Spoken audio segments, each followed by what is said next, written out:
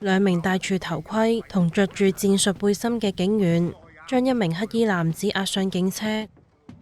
警方星期日凌晨5點幾接獲一名的士司機報案話，佢喺大角咀角祥街同大全街交界落客嗰陣，俾男乘客以利器割傷。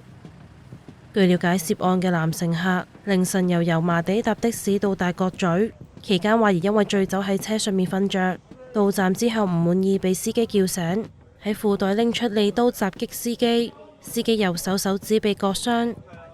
警方其後喺旺角利德街一間酒店揾到呢名男乘客，佢當時成身酒氣，語無倫次，聲稱自己到酒店揾人。